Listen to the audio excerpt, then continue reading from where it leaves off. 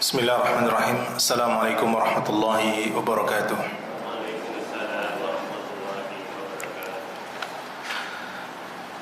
Innal hamdalillah nahmaduhu wa nasta'inuhu wa nastaghfiruh wa na'udzu billahi min shururi anfusina wa sayyiati a'malina.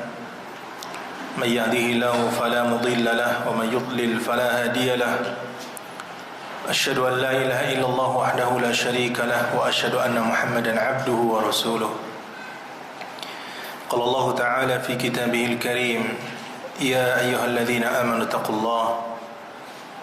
الله حق تقاته ولا تموتن إلا وأنتم مسلمون.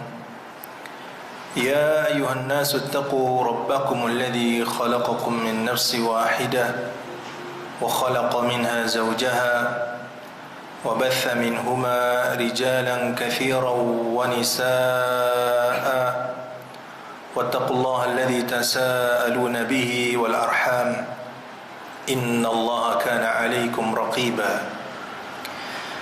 يا أيها الذين آمنوا اتقوا الله وقولوا قولا سديدا يصلح لكم أعمالكم ويغفر لكم ذنوبكم ومن يطع الله ورسوله فقد فاز فوزا عظيما.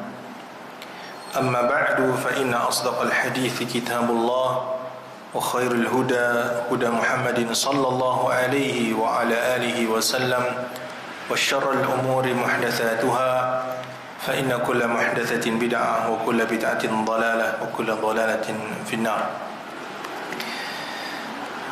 Bapak-bapak, ibu-ibu yang saya hormati dan saya cintai karena Allah Azza wa Jal, alhamdulillah di pagi hari yang mendung ini kita bisa hadir di tempat yang mulia ini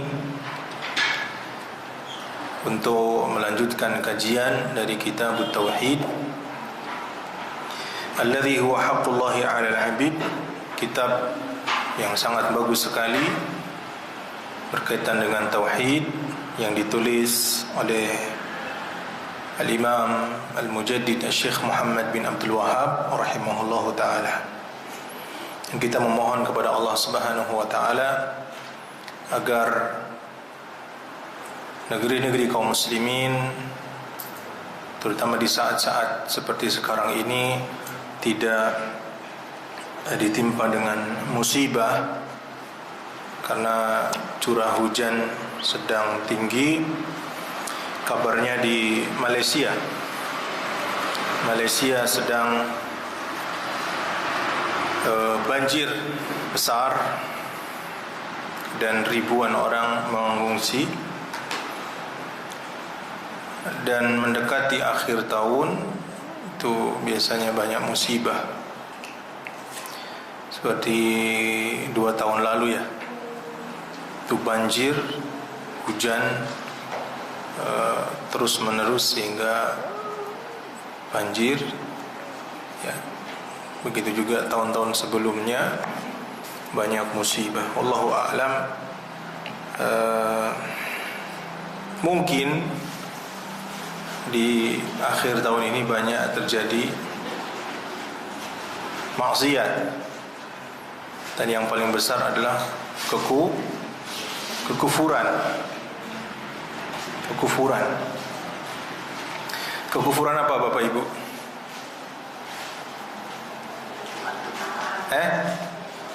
Nah itu tadi, Natal ya, mereka memperingati lahirnya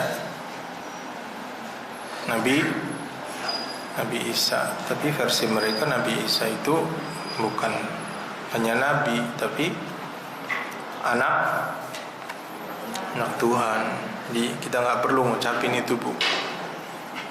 Nggak perlu ya, Pak. Nggak perlu. Bu, nggak perlu ngucapinnya, Bu ya. Ini kita diuji di saat-saat semacam ini dengan banyak tuduhan, terutama kaum muslimin yang berusaha berpegang teguh dengan ajaran Islam. Dibilang tidak toleran, tidak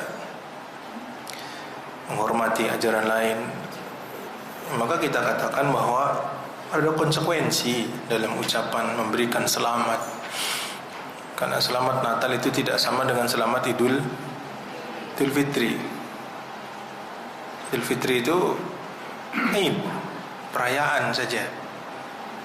Tapi kalau selamat Natal versi mereka beda. Karena itu para ulama, terutama dari MUI, sejak awal berdirinya MUI pada masa Buya Hamka Haji Abdul Karim Hamka Haji Abdul Malik Karim Amrullah Hamka, singkatan Hamka itu dipaksa oleh pemerintah pada waktu itu untuk menghapus fatwa dilarangnya mengucapkan Natal, tapi beliau tetap gigih memperjuangkan itu dan tidak pernah dihapus sampai sekarang. Ya, jadi ya perlu untuk kita jadikan pegangan. Nah, masalah ini adalah masalah akidah, masalah prinsip. Ya, buat apa kita sering membaca surat ayat yang menerangkan keesaan Allah Subhanahu wa taala, qul huwallahu ahad, Allahus samad, lam yalid wa lam yulad wa lam yakul lahu kufuwan ahad. Tapi kalau masih ikut-ikutan dengan apa yang menentang ayat ini masalah akidah. Lakum dinukum waliyadin. Bahkan saking beratnya mengucapkan Allah memiliki anak di dalam surah Maryam, bisa dilihat mushafnya ayat keberapa.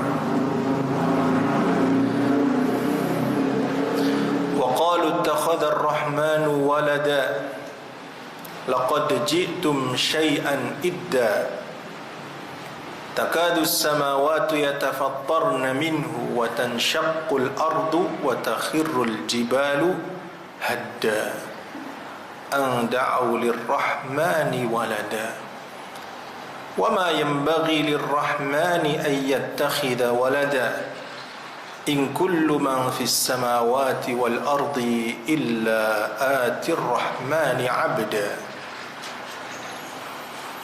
Wa qalu takhadar rahman walada. Mereka mengatakan Allah yang Maha Pengasih memiliki anak. Laqad ji'tum syai'an idda. Sungguh kalian telah mendatangkan perkara yang sangat lancang. Takadus samawatu yatafattarna minhu. Hampir-hampir langit itu pecah. Hampir-hampir langit pecah. Wa tanshaqqul ardu, dan bumi menjadi retak. Ini gempa.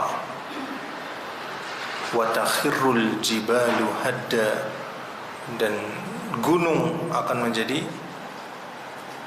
luluh lantak, ini dengan meletus dan sebagainya. Ang da'u lirrahmani walada, ketika mereka mengatakan Allah memiliki anak. In kullu man fis samawati wal ardi, semua yang di langit dan di bumi, illa atir rahmani abda, akan datang kepada Allah dalam keadaan menjadi hamba. Jadi hamba di sini adalah hamba ubudiyah secara umum, bahwa seluruh makhluk adalah hambanya Allah. Allah yang memiliki, mereka semua adalah kepemilikan Allah Azza wa Jalla. Ya, jadi langit hampir terbelah, bumi hancur, gunung jadi luluh lantak gara-gara mengatakan Allah memiliki anak. Ini bukan perkara ringan, bukan perkara ringan ya, maka seorang muslim harus memiliki pakem prinsip dalam beragama. Semoga Allah Subhanahu wa taala menjadikan kita termasuk orang-orang yang memiliki prinsip, memiliki akidah yang benar, dan Allah wafatkan kita di atas akidah ini. Bapak Ibu sekalian, bagi yang punya buku ini bisa dilihat halaman 49 tentang minasyirki al-istighatsatu aw ad-du'a'u bi ghairillah. Termasuk syirik adalah istighatsah atau berdoa kepada selain Allah. Istighatsah atau berdoa memohon kepada selain Allah. Doa itu doa. Ini ketika kita membutuhkan sesuatu kepada Allah Rabbul Alamin, kita berdoa kepada Allah. Da'a yad'u du'aan. Doa sifatnya umum kalau doa. Kalau istighatsah sifatnya khusus. Kapan?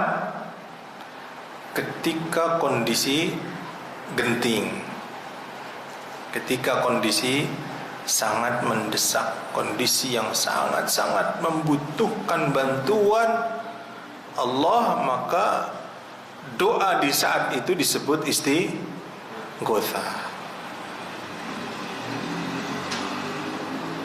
Ya. Dan biasanya istighatsah dilakukan beramai-ramai karena diharapkan mendapatkan ijabah dari Allah Subhanahu wa taala, tapi tidak disyaratkan beramai-ramai sebagaimana Nabi beristighatsah sendiri ketika perang Badar. Ketika perang Badar, karena Rasulullah SAW dan para sahabat yang jumlahnya hanya 300-an orang, sedangkan musuhnya 1000-an. Dan Nabi beserta para sahabat itu yang jumlahnya 300 tidak siap berperang. Tidak siap berperang. Alutsistanya seadanya. Sedangkan musuhnya orang-orang Quraisy siap berperang dengan peralatan perang yang lengkap, didanai oleh Abu Sufyan. Maka perang yang tidak sebanding ini Rasulullah sangat-sangat khawatir kalau seandainya kaum muslimin mereka akan kalah. Karena perkara gaib, Pak. Ketika Nabi dan para sahabat berperang, mereka tidak memiliki jaminan pasti menang. Betul apa tidak? Ketika waktu itu juga berdoa kepada Allah SWT. Istastaghithuna rabbakum fastajaba lakum anni mumiddukum bi alfin minal malaikati munzilin. Dalam surah Al-Anfal, ketika kalian beristighatsah kepada Allah Rabb kalian, maka Rabb kalian menurunkan malaikat 1000 malaikat. Kalau sebelum perang Nabi mengambil pasir, kemudian ditebarkan syahatil wujuh wa qubbihal luka'. Wajah mereka menjadi buruk dan mata mereka menjadi tertutup, dilemparkan. Ya, dengan izin Allah,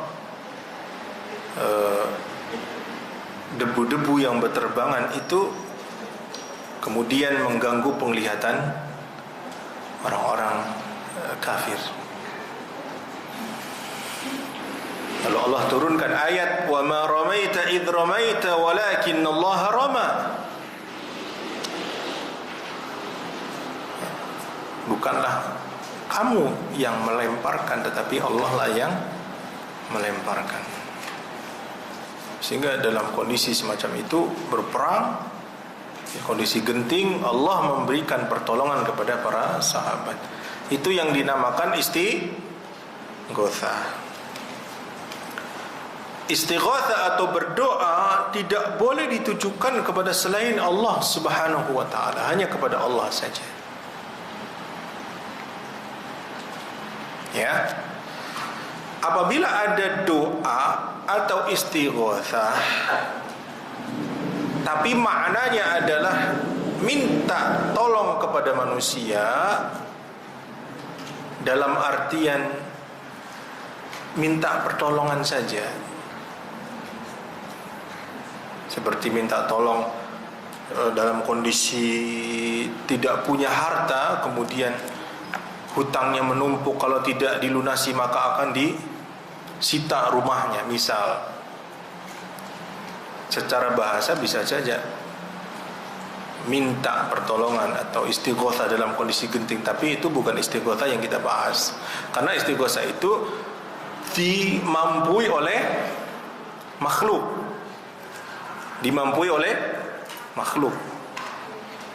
sehingga tidak ada masalah dalam perkara-perkara semacam itu. Ketika Anda jatuh ke jurang,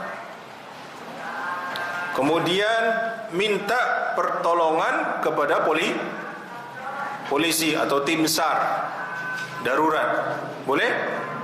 Boleh, karena meskipun itu kondisi darurat, tapi pertolongan itu bisa dilakukan oleh orang. Bukan dalam bab itu. Ini babnya adalah bab minta pertolongan terhadap sesuatu yang tidak bisa kecuali hanya Allah Subhanahu wa ta'ala. Dalam perkara rizki, dalam perkara kematian, dalam kondisi genting semacam tadi, ya, tidak bisa dijauhkan kecuali hanya Allah semata. Maka tidak boleh kita minta kecuali kepada Allah saja. Dalil-dalilnya banyak di sini disebutkan oleh Syekh, ada beberapa dalil. Kita bahas sedikit saja biar kita lanjut ke bab setelahnya. Allah Subhanahu wa taala berfirman, innal ladzina ta'buduna min dunillahi ma la yamlikuna lakum rizqa fabtaghu 'indallahi rizqa wa'buduhu washkuru lahu ilaihi turja'un. Ini ayat yang ketiga. Sesungguhnya yang kamu sembah selain Allah itu tidak mampu memberikan rizki kepadamu, maka mintalah rizki itu di sisi Allah dan sembahlah Allah. Bersyukurlah kepadanya, hanya kepadanya lah kamu akan dikembalikan. Allah juga berfirman dalam surah Al-Ahqaf ayat 56, "Wa man adallu mimman yad'u min dunillahi man la yastajibu lahu ila yaumil qiyamah wa hum 'an du'aihim ghafilun." Dan siapakah yang lebih sesat daripada orang-orang yang menyembah selain Allah yang tidak dapat mengabulkan doa sampai hari kiamat, dan mereka lalai dari doa-doa itu. Wa idza husyira an-nasu kanu lahum a'da'a wa kanu bi'ibadatihim kafirin. Dan apabila manusia dikumpulkan pada hari kiamat, niscaya sesembahan-sesembahan itu menjadi musuh bagi mereka dan mengingkari pemujaan-pemujaan mereka. Ya. Jadi orang-orang yang atau patung-patung yang disembah selain daripada Allah, yang dimintai doa, nanti akan jadi bahan api neraka, Pak. Makanya dalam surah At-Tahrim Allah berfirman, ya ayyuhalladzina amanu qu anfusakum wa ahlikum nar. Jagalah diri kalian, orang-orang beriman, jagalah diri kalian dan keluarga kalian dari api neraka. waquduhan nas wal hijarah, yang bahan bakarnya manusia dan batu.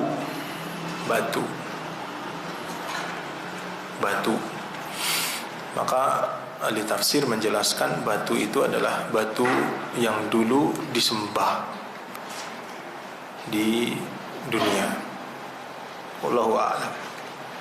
Ya, jadi bukan menghisab batu, tapi untuk menghinakan orang-orang kafir yang dulu mereka menyembah batu-batu itu.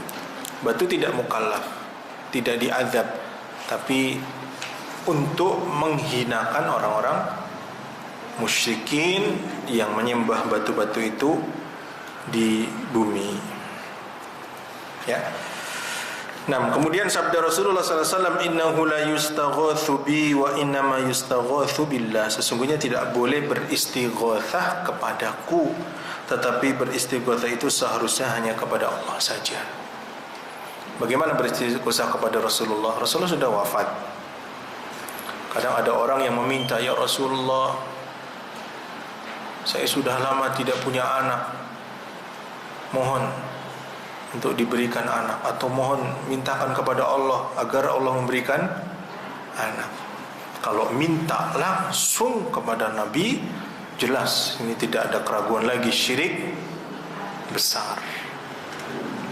Tapi kalau menjadikan Nabi sebagai wasilah bagi Allah dengan tidak meyakini Nabi bisa mengabulkan, hanya Allah saja, maka ini syirik kecil. Kalau anda lihat bagaimana kaum Sufiyah, mereka berdoa Pak, serem. Bahkan orang-orang Thariqat itu kan mereka punya mursyid ya, punya guru spiritual mereka. Itu ketika mau berdoa, itu menghadirkan wajah gurunya. Itu begitu, diajarinya begitu. Jadi kalau doa kepada Allah itu yang di benak mereka harus menghadirkan wajah gurunya. Jadi bagaimana syaitan membuat kerancuan dalam pikiran mereka, sehingga yang terbayang adalah guru-guru mereka. Dan mereka meyakini hatta ketika minta langsung kepada Allah dihadirkan wajah gurunya. Kenapa? Karena ketika menghadirkan wajah gurunya, maka otomatis bertawassul dengan mereka. Karena anggapan-anggapan mereka serem juga Pak. Ada yang menganggap bahwa mursyid-mursyid mereka itu wali. Walinya bukan sembarang wali, bukan wali murid Pak.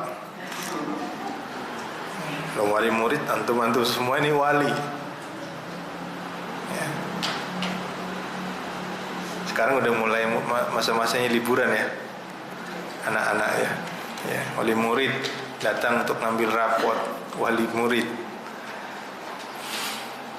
Bahkan ada yang diyakini wali kutub, waliul kutub. Wali kutub itu apa? Dalam versi mereka adalah orang-orang yang menjadi pengatur alam ini. Bahkan baru kemarin saya melihat video di Facebook, ada Habib mengatakan dengan menyebut namanya, dia adalah wali kutub. Kalau Allah akan menurunkan bencana, ini saya tidak mengurangi, kalau Allah akan menurunkan bencana, maka Allah menghubungi wali kutub itu dulu. Kalau wali kutub itu mengizinkan, Allah turunkan, jadi. Kalau tidak mengizinkan, tidak jadi. Saya tidak berdusta, demi Allah ada videonya. Ini bagaimana? Mengurangi hak kemahakuasaan Allah Azza wa Jalla. Innama amruhu idza arada syai'an ay yaqula lahu kun fayakun. Seizin wali kutub. Bahkan kalau ditimbang hak hatta para nabi dan rasul tidak bisa mencapai derajat ini, betul? Nanti kita di bab setelahnya bagaimana susahnya Nabi ketika perang Badar. Ya.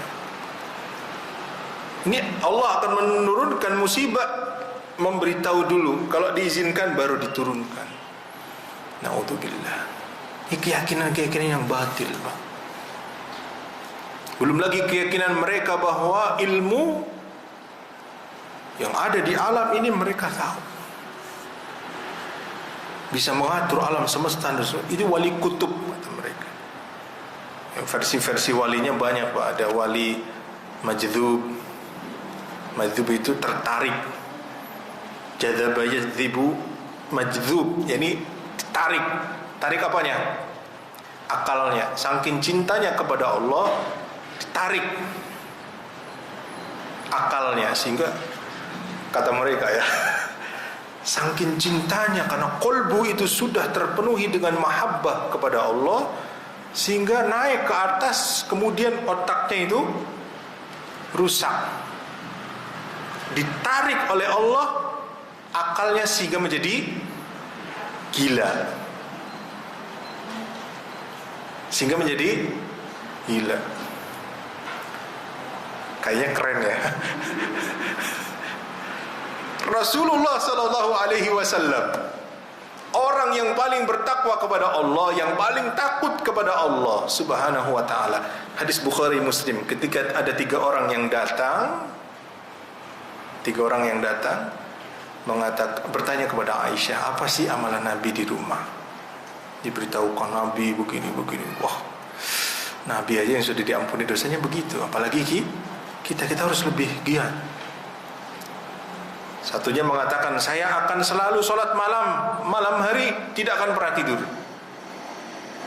Satunya mengatakan, saya tidak mau menikahi wanita, fokus ibadah. Yang ketiga, saya akan selalu berpuasa setiap hari. Selalu puasa, Pak. Nggak puasa terus. Maka Nabi SAW mendengar itu. Nabi keluar, apakah kalian yang mengatakan demikian? Sesungguhnya aku adalah orang yang paling takut kepada Allah, yang paling bertakwa kepadanya. Ini Nabi yang mengatakan, aku adalah orang yang paling takwa kepada Allah, yang paling takut kepadanya.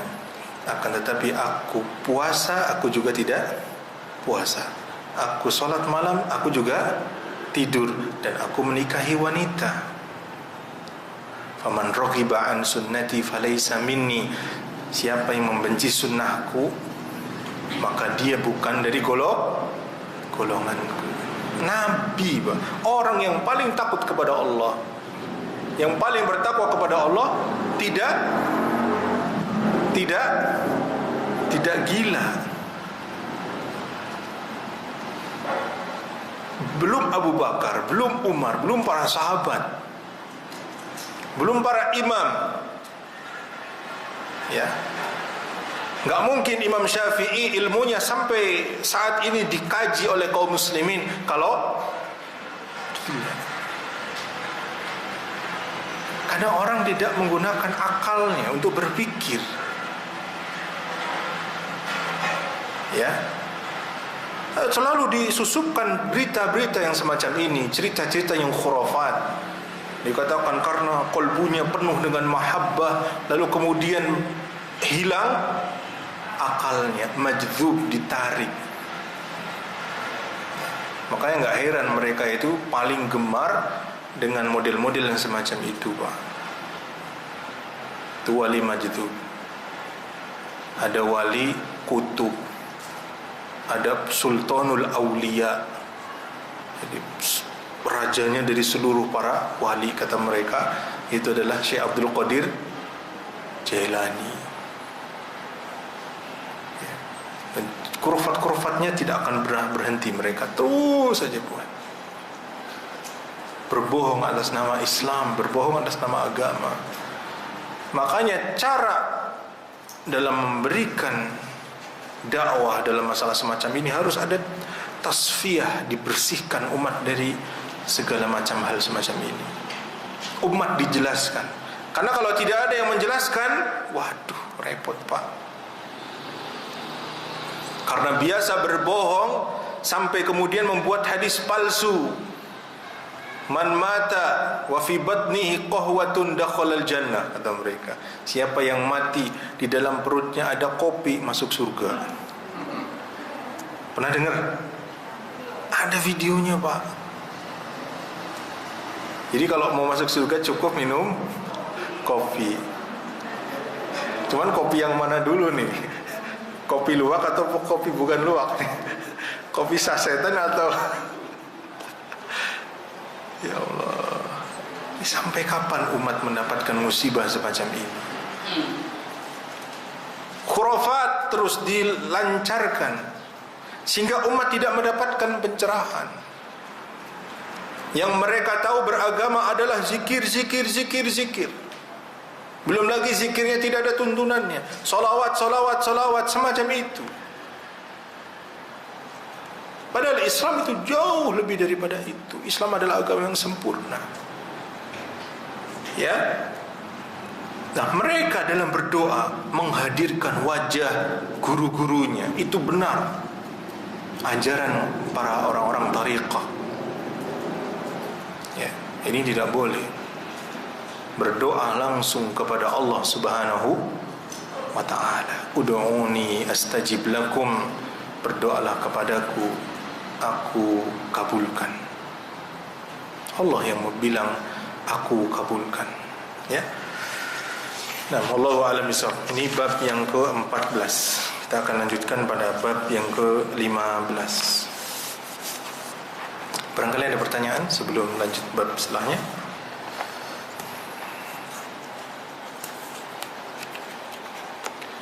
Silakan.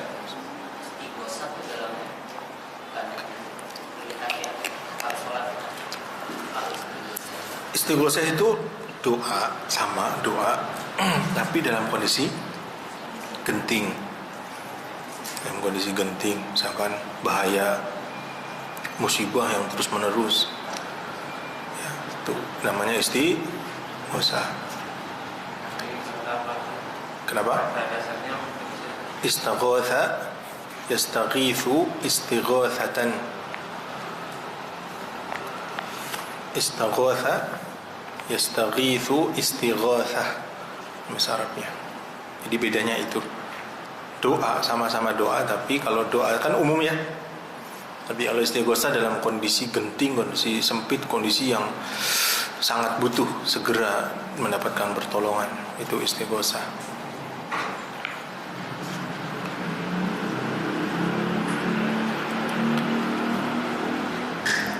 Jadi intinya doa, tidak ada kaifiah tertentu. Istighosah akbar, istighosah ini, ya kan begitu ya? Enggak. Istighosah itu doa saja. Bisa sendiri, bisa bareng-bareng, tidak ada masalah. Ada yang mendoakan, yang lain mengaminkan, tidak ada masalah. Ya. Istighosah. Lanjut bab yang ke-15. Tiada seorang pun yang berhak disembah selain Allah Subhanahu wa ta'ala. Allah Subhanahu wa ta'ala berfirman, ayusyrikuna ma la yakhluqu syai'aw wa hum yukhlaqun. Apakah mereka mempersekutukan Allah dengan sesuatu yang tidak dapat menciptakan? Sesuatu yang tidak dapat menciptakan apapun, wahum yukhlaqun, dan mereka pun dibuat. Apakah mereka menyekutukan Allah dengan sesuatu yang tidak bisa menciptakan? Bahkan mereka itu diciptakan, dibuat. Seperti patung, dari batu dipahat sehingga bentuknya seperti patung dengan kondisi yang macam itu. Authan atau sonam yang bentuknya tidak berbentuk, ya hanya kepalanya saja, atau ada berhala-berhala semacam itu. Mereka yang mindahin, mereka yang memahat, kok ya diminta? Apalagi patung itu tidak bisa menciptakan apapun. Tidak bisa menciptakan apapun. La yastati'una lahum nasra wala anfusahum yansurun. Dan mereka tidak mampu memberikan pertolongan kepada penyembah-penyembahnya. Bahkan mereka pun tidak bisa menolong diri mereka sendiri.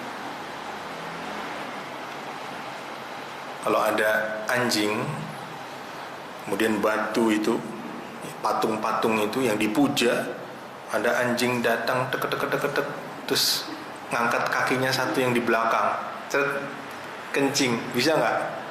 Bisa nggak batu itu lari? Kalau ada nyamuk atau lalat yang nempel di mereka saja nggak bisa. Kok ya diminta itu loh.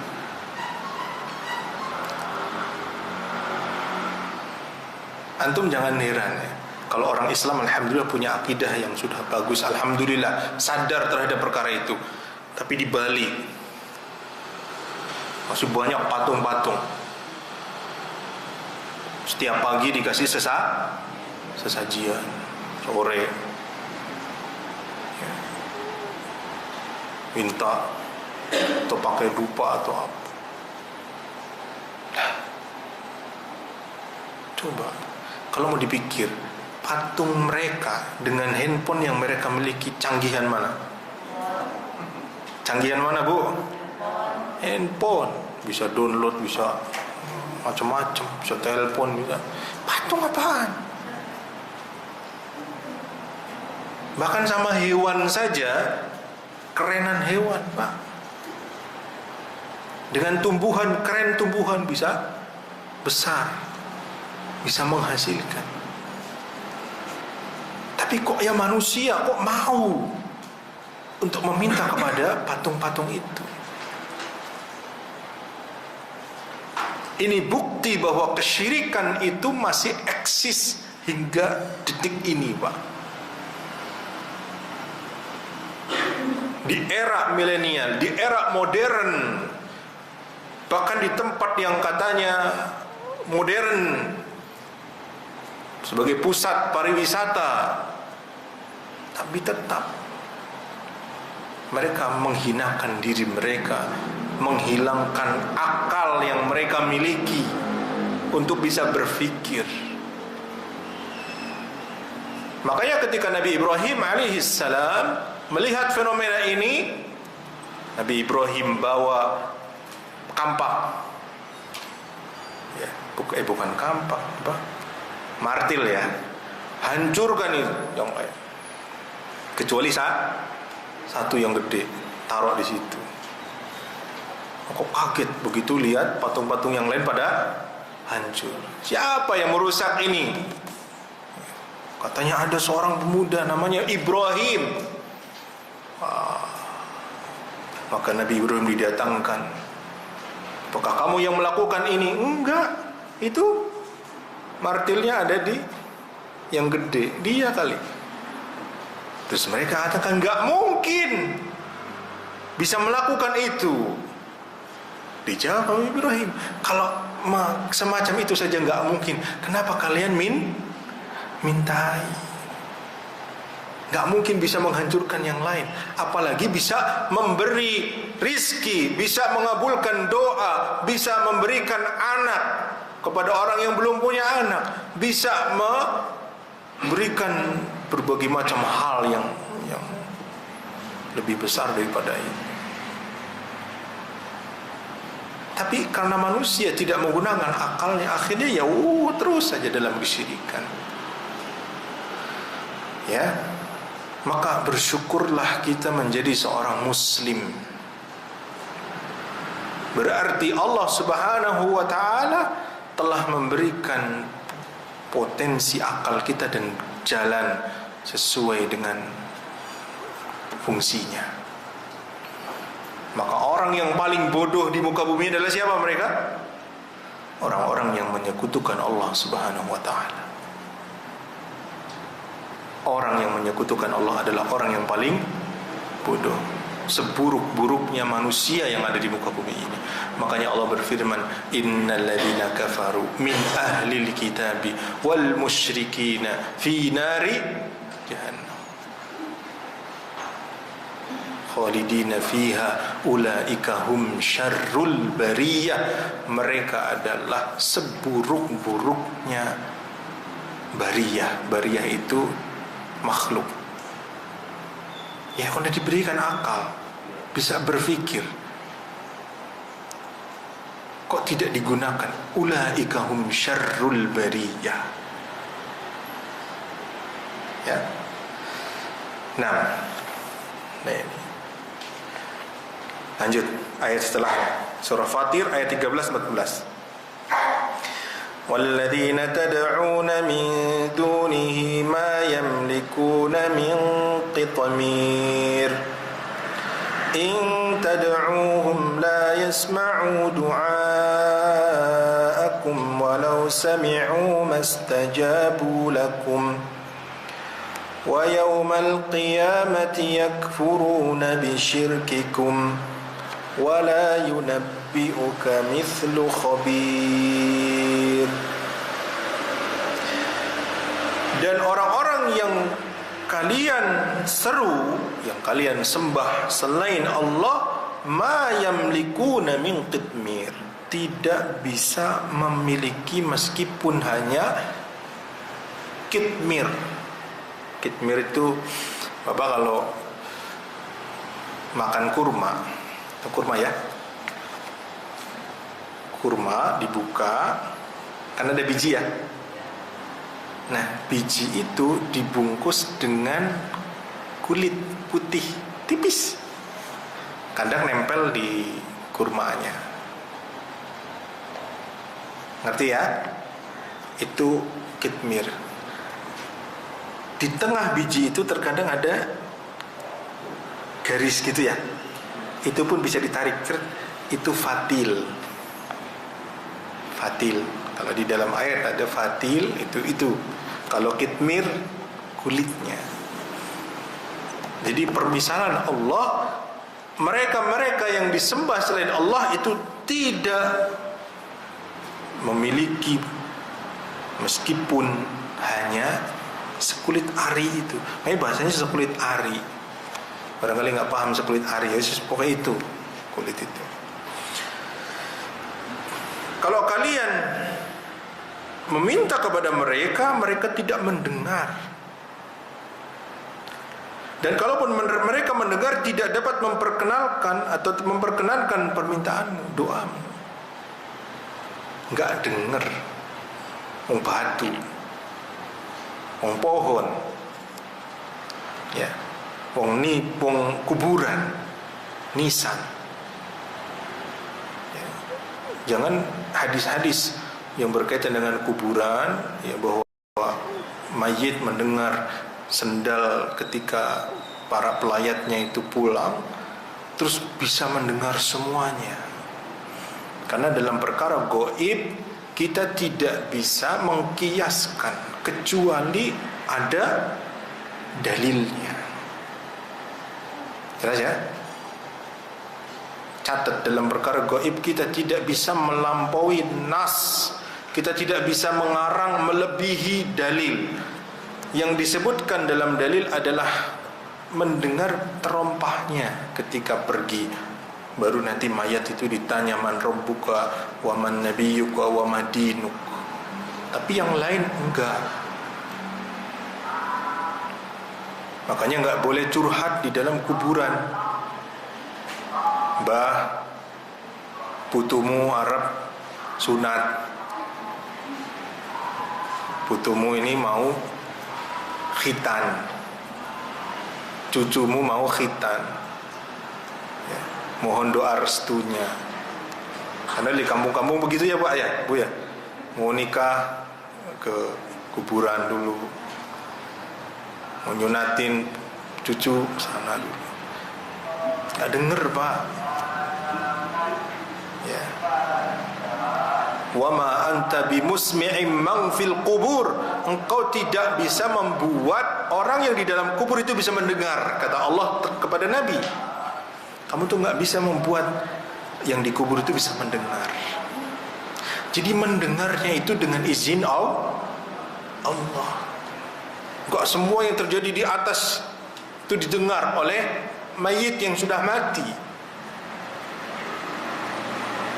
Mayit yang sudah mati enggak bisa. Pohon sama, dimintain ini dan dimintain itu.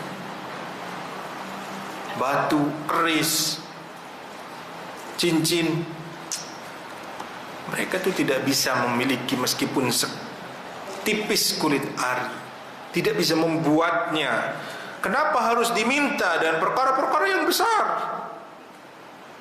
Kalaupun mereka mendengar, tidak bisa mengabulkan doa. Wa yaumal qiyamati yakfuruna bisyirkikum, pada hari kiamat mereka yang disembah selain Allah akan mengingkari kesyirikan kalian. Wala yunabbi'uka mithlu khabir, tidak ada yang dapat memberikan keterangan yang demikian ini sebagaimana yang diberikan kepada oleh Allah yang Maha mengetahui. Nah, ya, ini. Jadi sekulit ari saja mereka tidak bisa, apalagi dalam perkara-perkara yang besar. Diriwayatkan dalam Sahih Al-Bukhari dan Muslim dari Anas bin Malik radhiyallahu anhu. Sujjan Nabi sallallahu alaihi wasallam yauma Uhudin wa kusirat rubaiyatuh. Pada waktu perang Uhud, Nabi terluka di bagian kepalanya. Karena syajja yashujju itu luka di kepala. Dan gigi taring beliau itu patah. Gigi taring Nabi patah atau apa namanya? Ini bukan, kalau nggak lepas sih, apa namanya? Apa? Pokoknya itulah ya. Jadi giginya itu pecah gitu loh. Giginya nggak lepas, nggak tanggal, pecah aja. Ya, kena anak panah.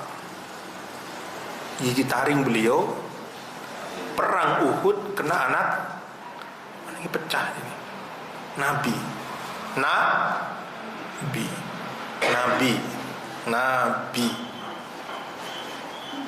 Itu artinya Nabi kebal atau tidak?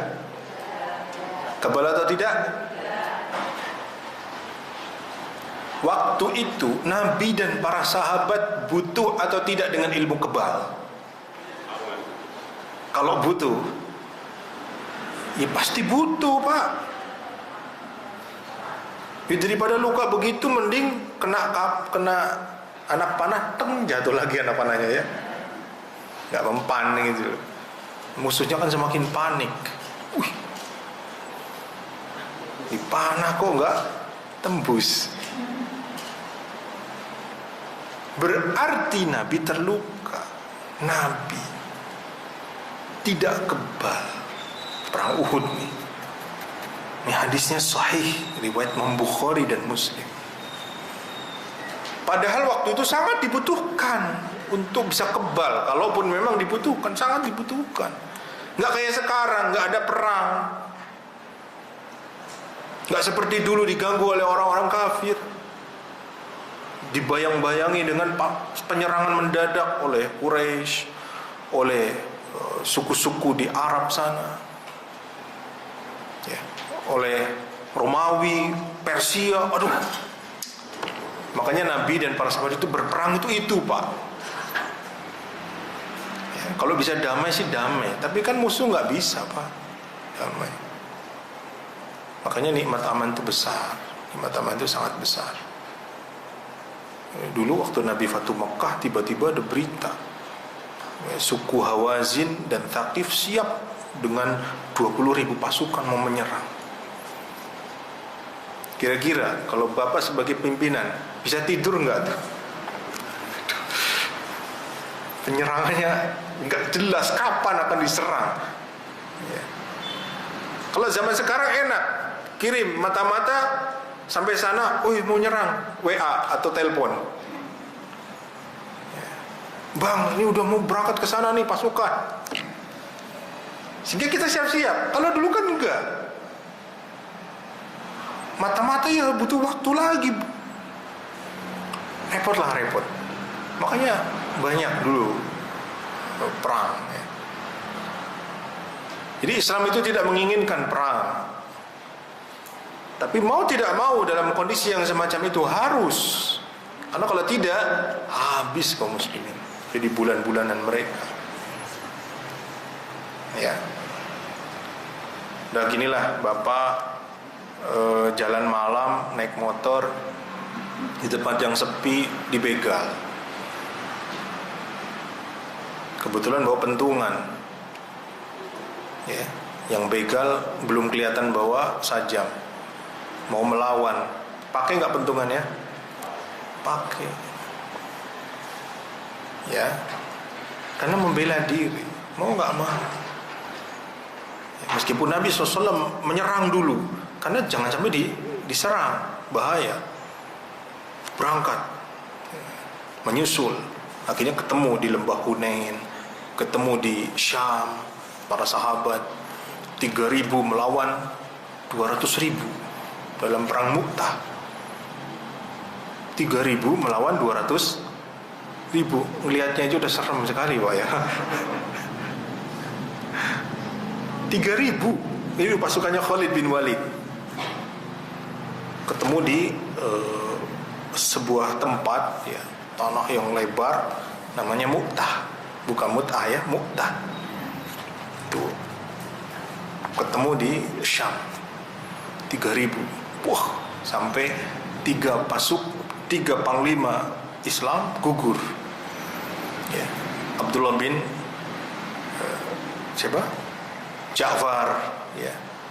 Kemudian Zaid, Abdullah bin Rawaha, sampai dipegang oleh Khalid bin Walid. 3 panglimanya gugur. Ya. Baru dipegang Khalid, yang keempat menang. Ya.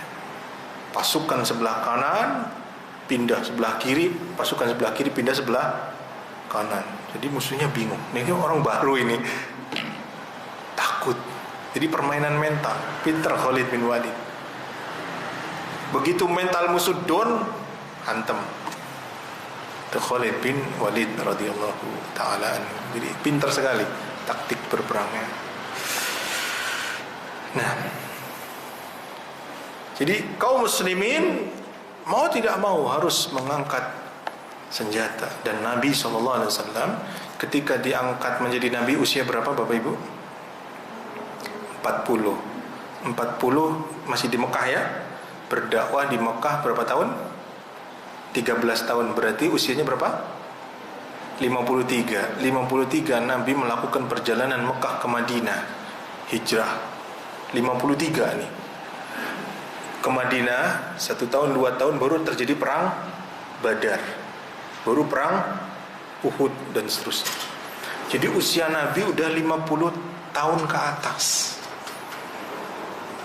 masih kuat menunggang kuda, masih bisa melakukan perjalanan jauh.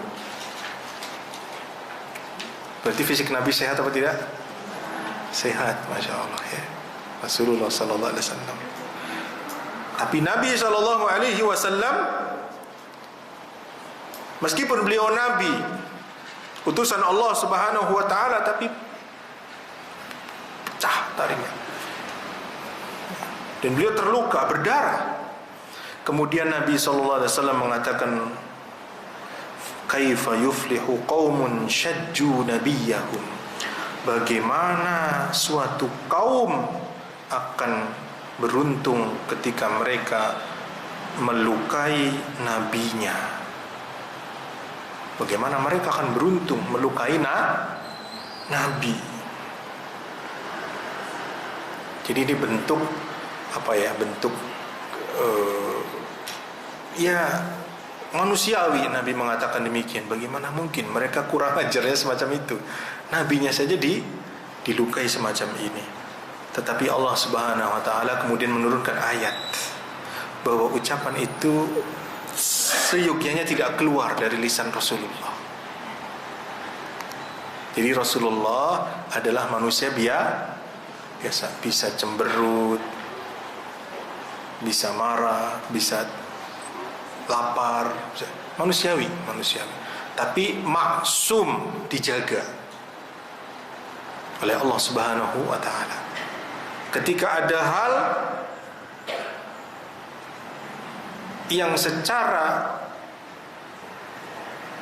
manusia itu wajar, kemudian Allah lebih menginginkan yang lebih baik, maka Allah turunkan ayat seperti ini. Lalu Allah menurunkan ayat, laisa laka minal amri syai'un ayyatuba 'alaihim aw yu'adzibahum fa innahum zalimun. Tidak ada sedikit campur tanganmu dalam urusan mereka. Allah mengampuni mereka atau mengazab mereka karena mereka zalim. Betul, mereka yang melukai Nabi zalim. Tapi Nabi ditegur oleh Allah.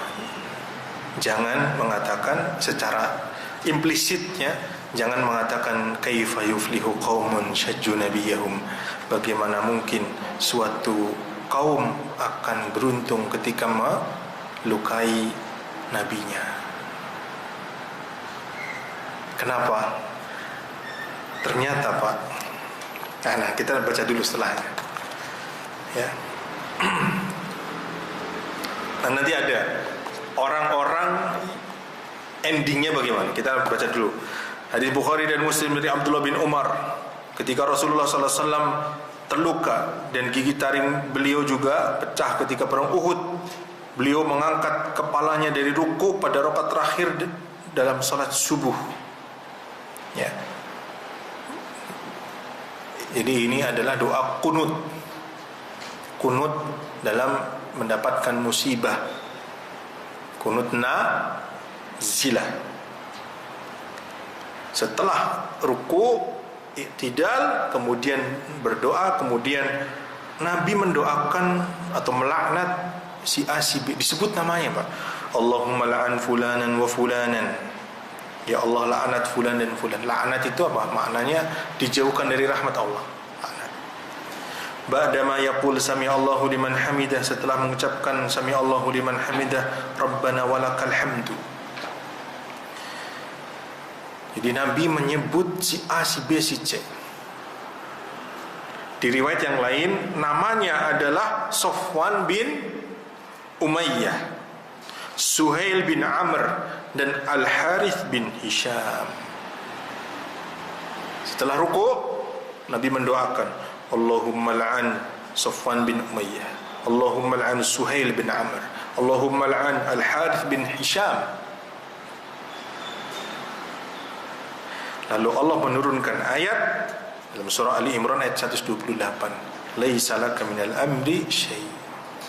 Tidak ada sedikit pun campur tanganmu terhadap mereka. Kenapa Pak? Ternyata Allah memberikan taubat kepada mereka. 3 orang yang disebut itu masuk Islam. Jadi dulunya musuh,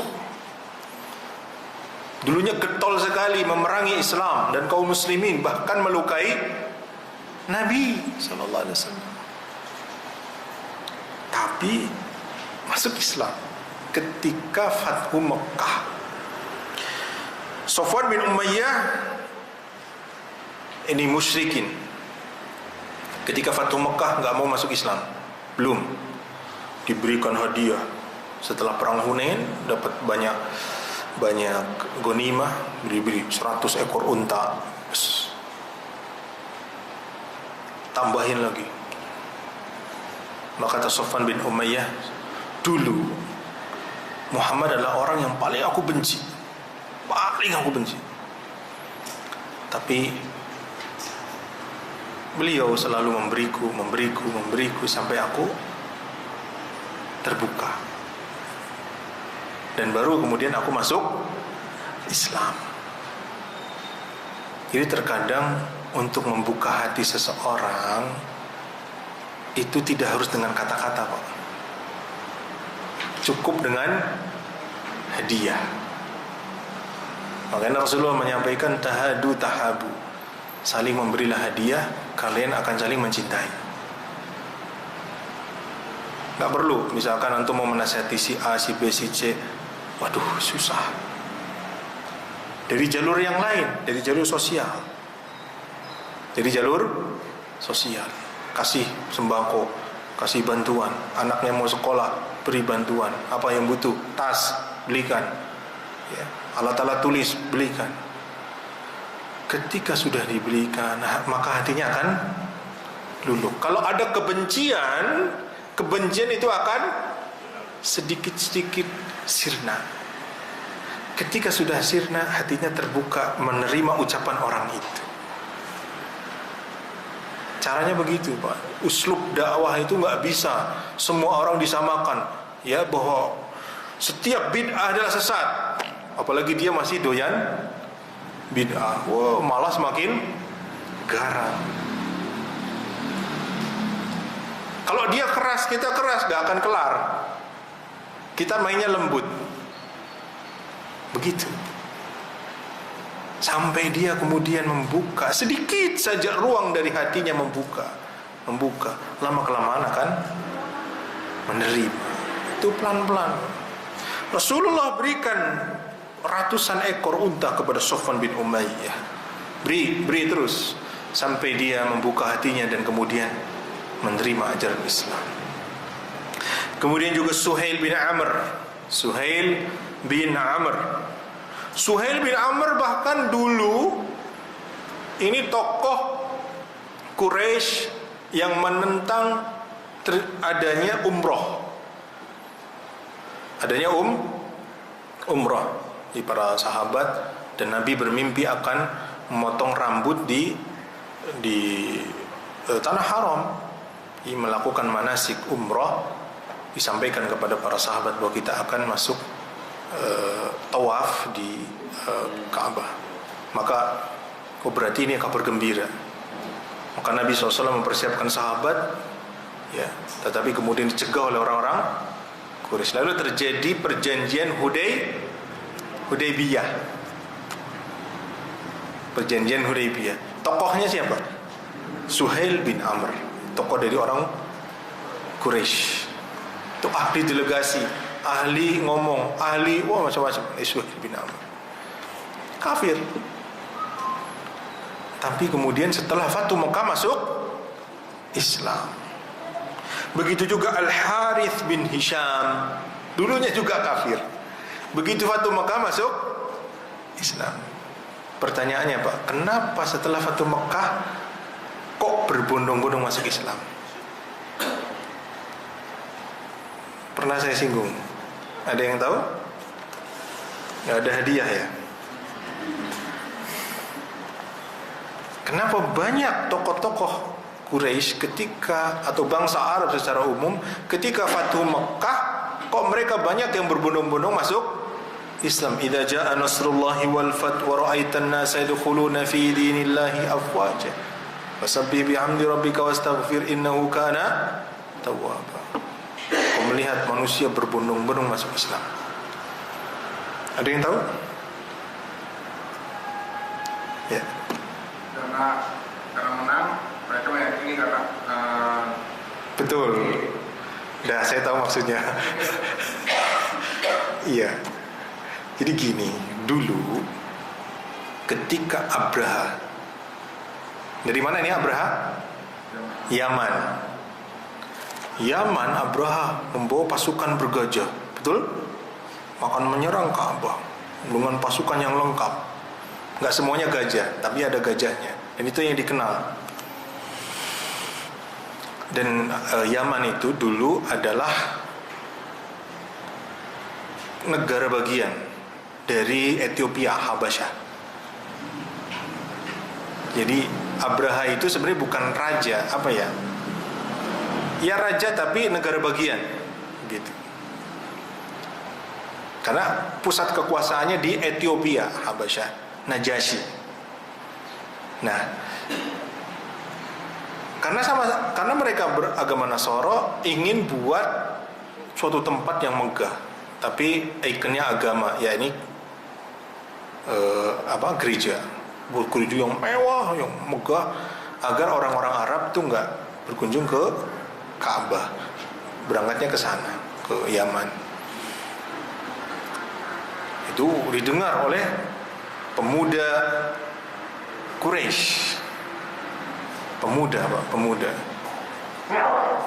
Maka pemuda itu merasa cemburu, nggak, Ka'bah harus lebih ikonik, harus lebih viral daripada itu. Maka dia berangkat dari Mekah menuju Yaman. Ngapain? BAB di situ. Motorin Qulais itu gerejanya itu. Maka diketahui ternyata pelakunya adalah orang Quraisy. Wah, maka dikeluarkan keputusan serang Ka'bah. Kan udah kurang ajar terhadap bangunan yang baru diresmikan, ya. Serang, maka dikirimlah pasukan bergajah di sana. Sampai di sana orang-orang Quraisy bukannya mempertahankan apa yang mereka miliki, malah pergi ke bukit-bukit. Termasuk Abu Thalib, ya, yang untanya dicuri oleh mereka. Ya. Maka Abu Thalib menghadap, saya ingin mengambil untaku. Ya. Kata mereka, Abu Thalib, Abdul Muttalib dianggap oleh raja Abraha itu, maka didudukan, kemudian disambut. Nah, ternyata hanya minta unta yang dicuri untuk dikembalikan. 40 atau berapa unta itu? Apa 100 ya? Kata Abraha, saya itu menyangka kamu itu akan negosiasi. Ternyata masalah unta. Bagaimana dengan Ka'bahmu? Maka kata Abdul Muttalib, ya, sesungguhnya aku adalah Rabbul Ibil. Aku adalah pemilik unta. Walil baiti Rabbun sayahmihi. Adapun Ka'bah itu punya Rabb, punya Tuhan, Dia yang akan menjaganya. Akhirnya dikembalikan untanya, pada pergi ke bukit-bukit di sekitar Mekah itu. Begitu sampai pasukan bergajah itu di sebuah tempat, ya, namanya Mughammas, sekarang namanya Mughammas, sekitar 2 kilo dari Ka'bah, Masjidil Haram. Baru diturunkan azab kepada mereka. Alam tara kaifa ala rabbuka bi'as habil fil alam yaj'al kaiduhum fi tadlil wa arsala alaihim tayran ababil tarmihim bihijaratin min sijil faja'alahum ka'asfin ma'kul. Itu dikenal, Pak, oleh bangsa Arab bahwa Quraisy itu diridhoi oleh Allah, dijaga oleh Allah, karena Ka'bah itu dijaga. Berarti Quraisy itu di pihak yang benar, Abraha di pihak yang salah. Maka ketika Fatu Mekah, bangsa Arab tuh melihat siapa yang menang. Apakah Muhammad dan sahabat, ataukah Quraisy? Kalau Quraisy menang lagi, memang berarti benar mereka. Tapi kalau yang menang Muhammad dan para sahabat, berarti yang benar Nabi dan para sahabat. Ya, berarti Quraisy memang salah. Karena nggak mungkin dulu dibantu oleh Tuhan, oleh Rabb, kemudian ditinggalkan, nggak mungkin. Ternyata dalam Fatu Mekah, orang-orang Quraisy kalah. Maka orang-orang Arab itu berbondong-bondong masuk Islam, yakin bahwa agama Islam adalah agama yang benar. Itu kenapa sebabnya bangsa Arab masuk Islam berbondong-bondong. Nah, ya. Nah ini. Nah, Safwan bin Umayyah, Suhail bin Amr dan Harith bin Hisham masuk Islam ketika Fathu Mekah. Yakin bahwa Islam ini benar, karena gak mungkin bisa mengalahkan orang-orang Quraisy kecuali mereka yang diridhoi oleh Rabb mereka. Makanya tidak akan mengurus dua tanah suci, Mekah dan Madinah, kecuali mereka-mereka yang Allah ridhoi. Tidak akan. Kalau ada bid'ah, ada khurafat, apalagi syirik dalam waktu yang lama, pasti Allah akan mengirim orang-orang yang akan menghilangkan mereka. Itu yakin saja. Ketika orang-orang Quraisy menyekutukan Allah, Allah utus Rasulullah SAW menghancurkan berhala-berhala itu. Ya, maka sekarang pun sama. Negeri Saudi yang penuh dengan keberkahan, tidak mungkin Allah biarkan kalau mereka salah. Kalau mereka radikal, kalau mereka sesat, kalau mereka Wahabi yang haus darah dan sebagainya, Allah tidak akan biarkan itu jatuh kepada kerajaan Saudi Arabia. Gitu ya. Nah, dan buktinya sampai sekarang, alhamdulillah, Khadimul Haramain Asy-Syarifain, pelayan dua tanah suci, ya, Al-Malik Salman dan anak keturunannya, semoga Allah menjaga mereka dan menjaga para pejabat-pejabatnya dan seluruh negeri Saudi Arabia, agar Mekah dan Madinah terutama selalu dijaga dalam kebaikan. Nah, mereka Safwan bin Umayyah, Suhail bin Amr dan Harith bin Hisham masuk Islam. Nah, ini takdir Allah Subhanahu wa taala. Nabi tidak tahu. Ketika melaknat si A, si B, si C, Nabi tidak tahu kalau mereka-mereka ini akan masuk Islam endingnya. Dan dari situ ada faedah fikih, dibolehkan mendoakan keburukan. Kalau bapak pernah didolimi orang, mendoakan keburukan, boleh apa tidak? Boleh, tetapi makruh. Kalau anda bisa memaafkan, anda bisa, itu lebih baik. Tapi kalau anda mau mendoakan, tidak ada masalah, sebagaimana Nabi mendoakan keburukan kepada mereka.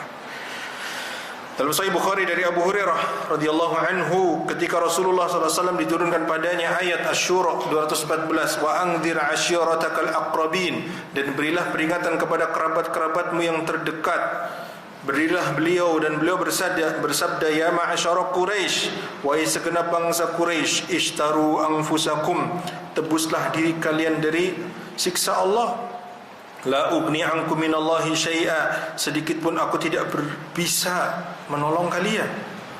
Ya Abbas ibn Abdul Muttalib, wahai Abbas bin Abdul Muttalib, la ugni anka minallahi syai'a, aku tidak bisa menolongmu sedikit pun.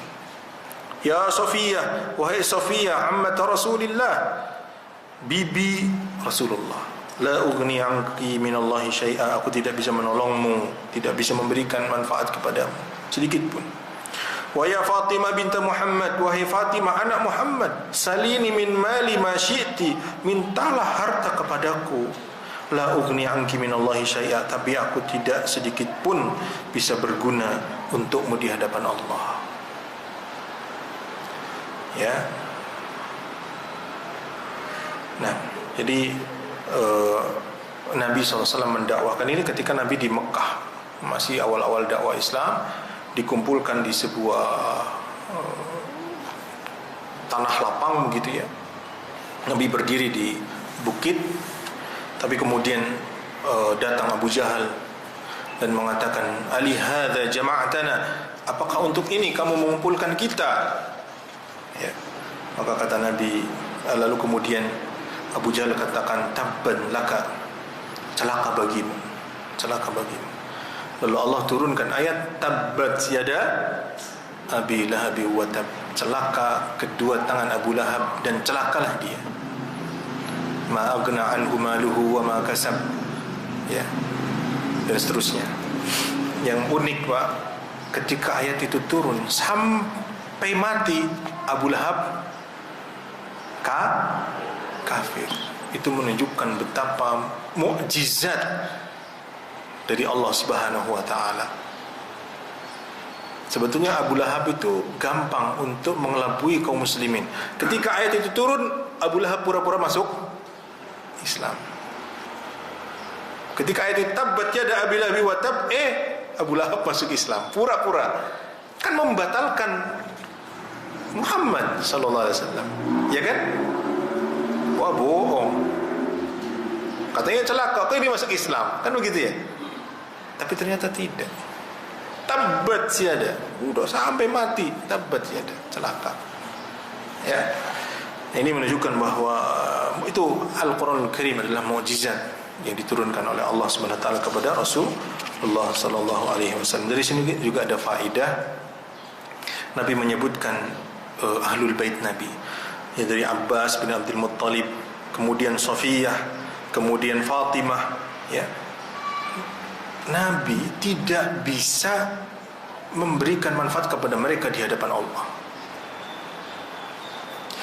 Artinya sekedar nasab, hubungan kerabat dengan Nabi tidak cukup. Sekarang kan enggak, gayanya orang berdakwah enggak. Ya, mengalir di dalam darahku, darahnya Rasulullah. Karena mereka menzolimi para habaib sehingga Semeru meletus. Itu ada loh Pak videonya di gedung DPR lagi. Karena mereka menzolimi Habib, ya, maka Semeru meletus. Apa hubungannya? Ya, antara Semeru meletus dengan habaib. Kita hormati habaib kalau mereka betul-betul keturunan Rasulullah. Betul ya, bukan KW. Karena ada juga yang ngaku-ngaku Habib, asalkan wajahnya ke Arab-Araban, Habib. Ya, makanya kalau bapak ibu pengen punya Habib, kasih nama anaknya Habib ya. Ya, Habib apabila perbuatannya menyelisihi Islam, menyelisihi ajaran Islam, atau menentang sunnah, atau berbuat kezaliman, ya dihukum. Tidak ada perlakuan khusus bahwa ya, mengalir dalam darahnya DNA Fatimah, DNA Ali, ada darahnya Rasulullah. Kita hormati kalau mereka adalah ahli bait, sebagaimana kita bersolawat, Allahumma salli ala Muhammad wa ala Adiman. Ya Allah, berikan salawat kepada Muhammad dan kepada keluarga Muhammad. Tapi tidak kemudian mengkultuskan menjadi suatu kepastian bahwa para habaib itu pasti benar. Tidak ada Pak. Nabi Ibrahim, bapaknya musyrik, tokoh yang buatin patung. Bapaknya Nabi Ibrahim. Nabi Nuh, Nabi Lut, istrinya, anaknya Nabi Nuh, Kan'an, kufur. Jadi tidak ada jaminan dalam sebuah nasab.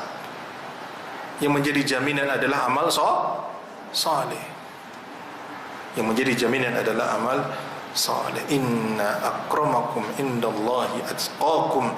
Yang paling mulia di sisi Allah adalah orang yang bertakwa. Jadi amal salehnya. Wallahu a'lam bishawab. Ini bisa sampaikan pada siang hari ini. Dua bab yang kita bahas, bab ke-14 dan bab ke-15. Barangkali ada pertanyaan yang mau ditanyakan, monggo silakan.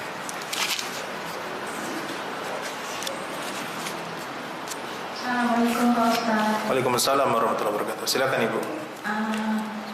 Saya berkenan oleh Nabi ya Pak Ustaz. Ya. Saya di lingkungan saya yang baru hijrah, baru saya. Kan sejauh ini ada pungutan untuk kegiatan maulid.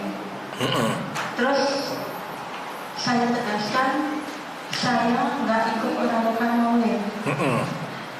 Ya tapi kan saya nggak datang nggak apa-apa. Tapi kita semuanya saya bilang kalau untuk sumbangan maulid saya nggak bisa. Tapi kalau untuk sumbangan yang lain, insya Allah kalau ada rezeki saya akan memberikan. Iya. Itu ya memang banyak yang nggak suka ya Pak Ustadz sama saya nggak masalah.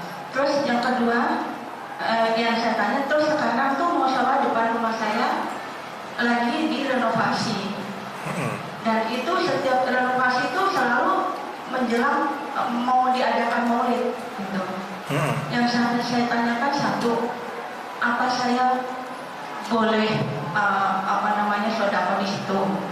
Terus yang kedua Pak Ustadz, karena berjalannya waktu, tetangga saya kan pada lihat yang mereka kemarin benci sama saya karena saya nggak mau bayar maulid itu. Ada satu tetangga yang lama-lama lihat saya sama keluarga itu minta nasihat. Ada yang satu minta nasihat, terus saya jelaskan sesuai dengan saya kajian ini. Lama-lama ada satu yang tertarik gitu. Terus dia nanya begini-begini, terus saya jelaskan, itu saya riak nggak Pak Ustadz? Pertanyaan kedua itu. Waalaikumsalam. Pertanyaan bagus dari Ibu ya. Semoga Allah memberikan istiqomah kepada kita. Seandainya ada satu hadis saja Nabi merayakan maulid. Maulid itu kan ulang tahun, setiap tahun dirayakan. Seandainya ada hadis satu saja, maka saya adalah termasuk orang yang paling senang Pak. Karena bukti cinta kepada Nabi, kita ingin berbahagia dengan kehadiran Nabi di tengah umat ya. Tapi sayangnya tidak ada ya. Bahkan hari lahirnya Nabi pun tidak diketahui secara pasti. Enggak usah 14 abad lalu Pak, enggak usah 14 abad lalu. Nenek saya, kalau saya tanya Mbah, si Mbah itu lahir tahun berapa? Yombo yo, nggak tahu, pokoknya itu ya pantarannya itu, tanggal pasnya itu bulan apa Mbah? Yombo, nggak ngerti. Ini orang zaman sekarang Pak, zaman sekarang, apalagi 14 abad lalu. Makanya Nabi lahir tahun kapan? Tahun gajah.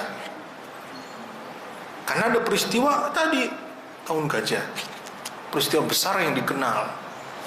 Enggak pas tahun itu. Ada yang mengatakan 6 bulan setelah tahun gajah Nabi lahir. Ada yang mengatakan lebih dari itu.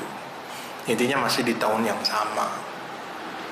Ini untuk plek 12 Rabiul Awal, ini susah. Makanya para ulama berbeda pendapat. Seandainya itu bagian dari agama Islam, tentu enggak perlu berbeda pendapat. Iya Pak ya? Karena momen yang penting.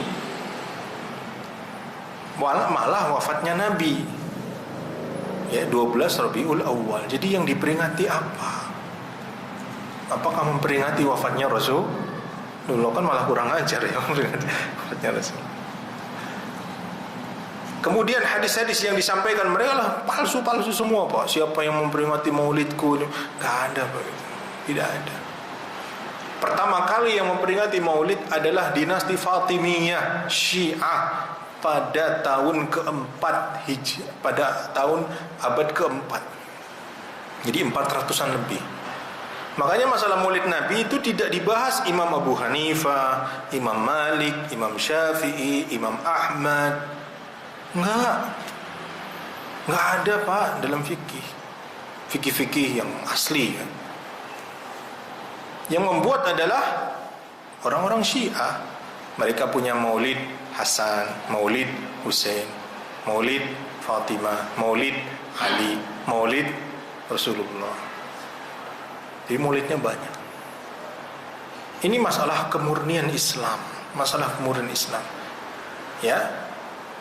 Maka ketika kaum muslimin mereka memperingati maulid Nabi, kemudian mereka meyakini itu adalah bagian dari ajaran Islam, maka kita punya amalan, mereka punya amalan ya. Bagi kita amalan itu adalah perkara bid'ah, bagi mereka itu adalah amalan yang afdol, ya sudah. Di dunia kita punya konsekuensi masing-masing, artinya di akhirat ya sudah punya tanggung jawab masing-masing. Lana a'maluna walakum a'malukum, bagi kami amalan kami, bagi kalian amalan kalian. Kalau sama-sama muslim itu lana a'maluna walakum a'malukum. Tapi kalau sesama orang kafir, lakum dinukum, sesama orang kafir, astagfirullah. Dengan orang kafir, lakum dinukum waliyadin. Jadi sudah bagus, ibu mohon maaf menolak begini, nggak apa-apa. Ya, sudah bagus. Terus bagaimana kalau dimusuhi? Lalu kita pun tidak boleh punya image kita dimusuhi. Jangan. Kita ini sedikit, jangan.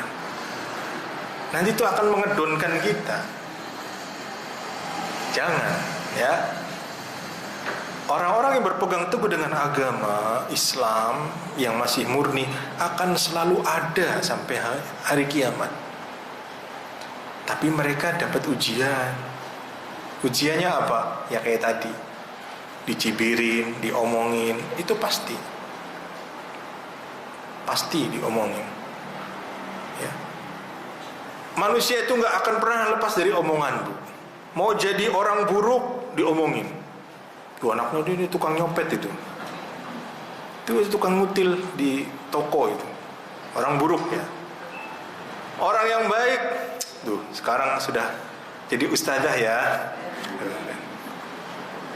Tinggal bagaimana kita mempersepsikan omongan-omongan orang, tuduhan-tuduhan orang itu, ya.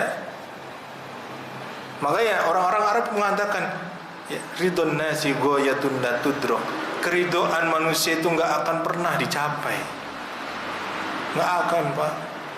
Maka bagaimana? Nikmati saja omongan orang, ya sakarepmu, santai saja. Yang penting kita nolaknya dengan baik-baik, kan? Kita nggak ikut maulid gitu. Kita digunjing di belakang nggak apa-apa, ya. Apakah mereka kemudian ahli neraka karena melakukan maulid? Kita tidak berhak memvonis per orang. Jelas ya Bu ya? Nggak boleh. Kita pun tidak boleh merendahkan mereka. Itu ahli neraka lagi di masjid kumpul, nggak boleh. Sebagaimana mereka keliru, salah dalam melakukan itu, kita pun bisa keliru dalam melakukan maksiat. Betul apa tidak? Mereka punya saham-saham kebaikan, amal soleh, tapi punya kesalahan, punya dosa. Sebagaimana kita juga sama, punya amal kebaikan, kita juga punya dosa. Tapi kita punya rel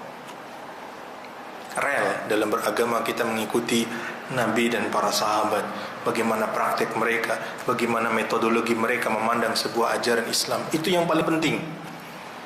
Itu namanya manhaj. Manhaj. Itu yang paling penting. Ya sudah. Oh, kalian tidak cinta kepada Nabi. Oh, Nabi saja enggak maulidku. Berarti Nabi enggak cinta terhadap dirinya.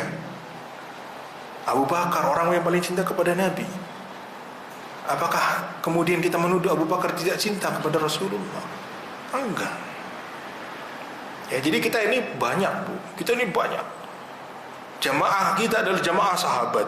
Jamaah kita adalah kaum tabi'in. Jamaah kita yang enggak maulid adalah jamaahnya imam yang 4. Dah. Jadi banyak sebetulnya. Cuman karena kebanyakan masyarakat sekarang melakukan itu, kayaknya kita sedikit. Alhamdulillah, sedikit banyak kita berharap mudah-mudahan dengan sedikit ini kita dimasukkan ke surga. Karena kita cinta kepada Rasulullah sallallahu alaihi wasallam. Terjawab semua ya? Pertanyaannya itu ya, Bu ya? Apa? Ria, apakah ria? Enggak, menjelaskan ilmu tidak ria, Ibu. Ketika kita menjelaskan ilmu dengan hikmah, ya perkara orang menerima atau tidak, ya sudah. Yang penting kalau kita bisa ilmu itu untuk diri sendiri, alhamdulillah. Dengan orang lain, alhamdulillah. Bisa jadi orang itu kenal sunnah dari kita, alhamdulillah. Yang jelas kita tidak memaksa orang. Lasta alaihim bimusaitir. Kamu bukanlah orang yang memaksa. Kewajiban kita hanya menyampaikan. Orang menerima monggo, enggak menerima ya sakarepmu. Cukup ya? Akhirul kalam. Ustaz mau tanya. Oh, ada pertanyaan lagi. Sudah akhirul kalam ya. Nah.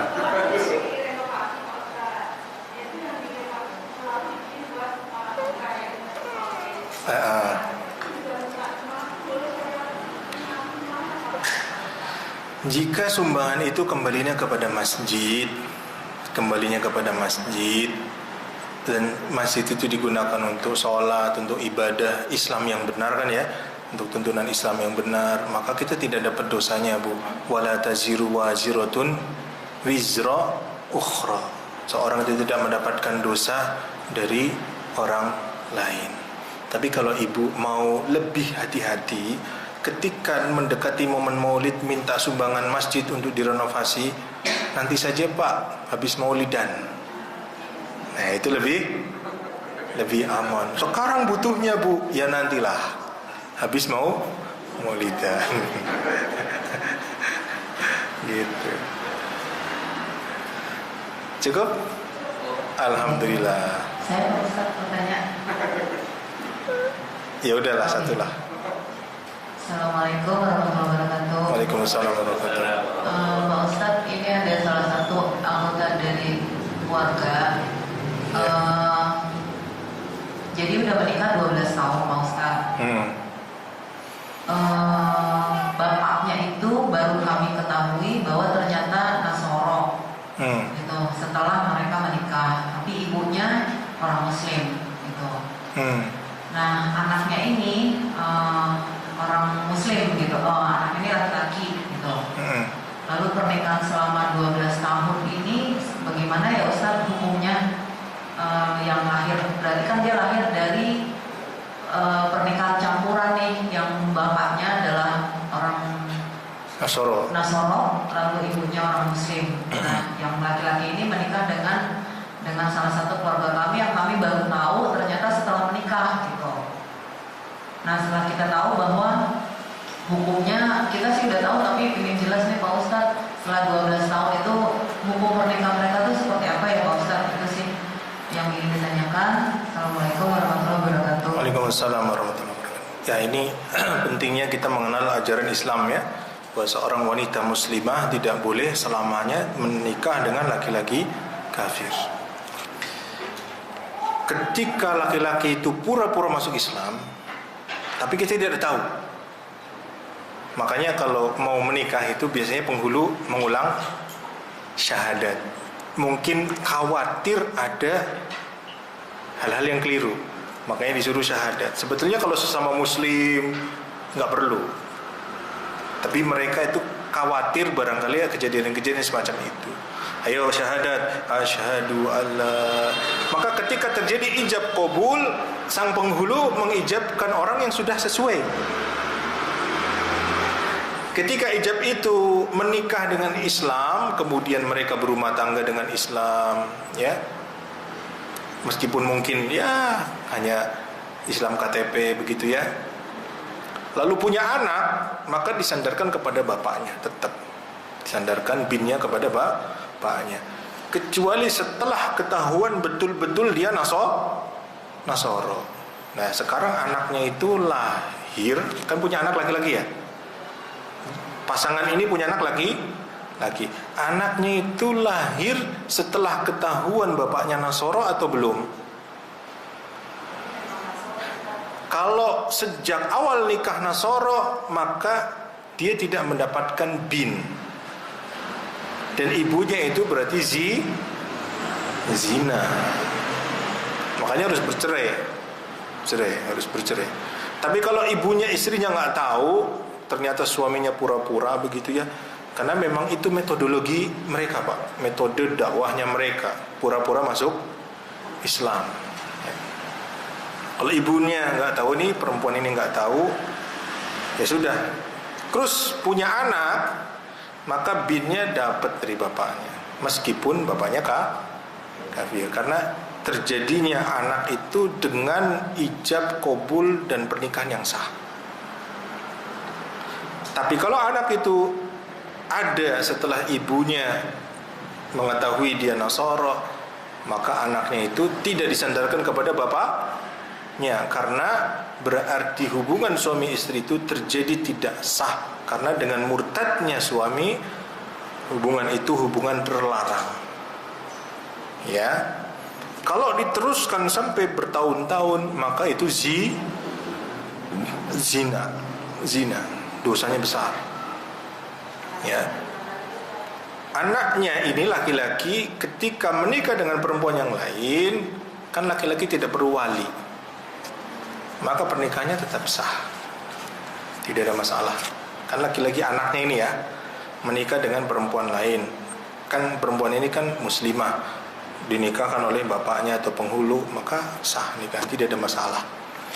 Yang jadi masalah kalau anaknya perempuan diijabkan oleh bapaknya yang Nasoro, naudzubillah ya. Nah ini harus ijab baru. Kalau baru tahu sekarang maka diijabkan kembali. Kalau karena kebodohan maka tetap disandarkan kepada bapaknya, karena nikahnya nikah syubhat. Allahu a'lam bishawab. Subhanaka bihamdika asyhadu an la ilaha illa anta astaghfiruka wa atubu ilaik. Wassalamualaikum warahmatullahi wabarakatuh.